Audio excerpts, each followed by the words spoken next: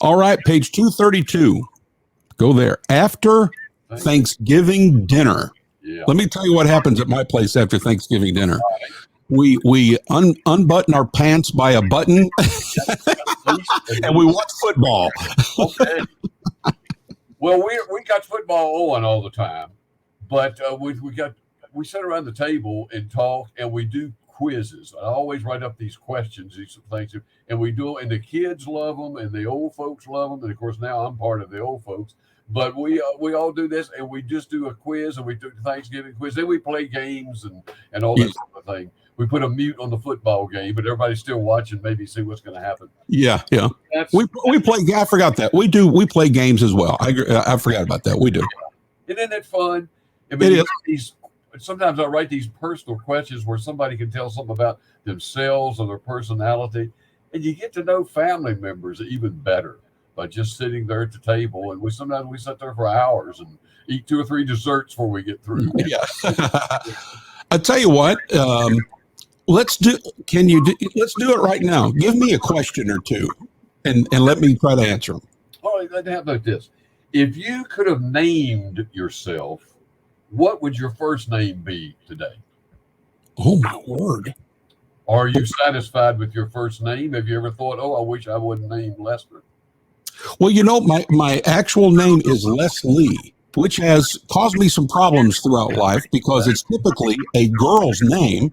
Yeah. Now, I have the masculine spelling, Leslie. There's like the actor Leslie Nielsen, so forth. But it has caused me trouble through life. A boy named Sue, right? Exactly. I've had to fight my way out of some things sometimes. And I'm here to say that I'm still standing, so I believe I won the fight, so I'm happy for that. But anyway, if I had to treat, let's see. Don, I'm telling you, that's not an easy question. I'd have to think that through. But would you have been better satisfied if you'd been John, or if you'd been Howard, or something stronger than Leslie, maybe? Although you did nice by going with Les. Yeah. Masculine. Yeah. Okay. I think I probably would stick with the name because that's part of helped me be who I am today. It had to toughen me up. And then I got into Southern gospel music, and who was really about the top dog in Southern gospel music? Les Beasley. That's right. And every time, I'm telling you, Don, you get a kick out of this for years, for decades. I've been introduced on stage, and I would say 25% of the time in over 44 years, I've been introduced as Les Beasley, and I get to come up on the stage and make a funny joke out of it. So it's kind of helped my career a little bit. You play off of those, what's been a shortcoming, but you make it. Yeah. Here's one that everybody likes to do. You'll probably have it on the tip of your tongue. Okay. Who was your favorite teacher and why? All through your school years, who was your favorite teacher? I've got it. Yeah. His name was Mr. Thomas. He was my 6th grade teacher. I really didn't do all that well through elementary school. I didn't really care for school. I wanted to be playing sports. I wanted to be playing music. I wanted to be outside and doing things. I really didn't pay attention, and I was a C student, period.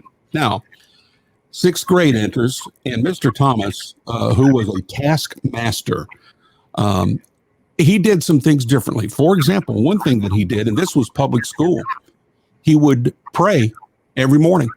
He prayed in class in a public school. Sure. Wow. And I'm sorry, go ahead. No, I just said, wow. That's yeah. He probably wouldn't be allowed to do that today, but he did it then. And so that was a different thing. He kind of got my attention. And he was a tough teacher, but whatever he did and however he did it, it turned me around. And I went from C student to National Honor Society, straight A's. He completely turned me around from an educational standpoint. So I have a very quick answer. His name was Mr. Thomas, 6th grade.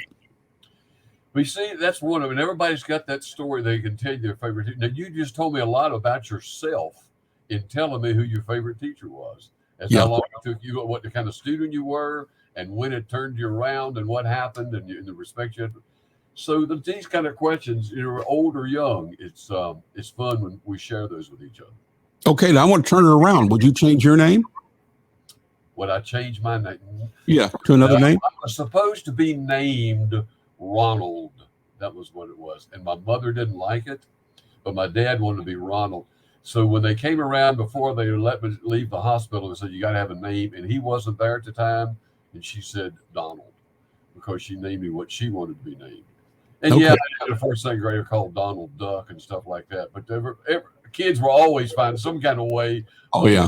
fouling up your name to make it funny. But no, I like it fine. I changed it. I was Donnie all of my life, probably into high school. And then I started shortening it down to Don, and that's where it came. Still have people to call me Donnie. How about the teacher? Who was your favorite teacher? Mrs. Annie Clem Palmer was my first favorite teacher. It's my 7th grade, and she was hard. And you just said Mr. Thomas was too. Isn't it strange? Those are the ones that were our favorite, the ones that kind of put their foot down. Yeah. Taught how to diagram sentences, and everybody else was just freaked out about it. And I was fascinated by it. I loved diagramming sentences, and yeah, I don't know. So I got a great feeling for that lady. Well, and she probably helped with the diagramming sentences and all that. Probably helped you on your road to being a songwriter, I would imagine. Oh, absolutely, it gave me an appreciation of words and how to use them and how not to use them. And yeah, I think that was the beginning of it.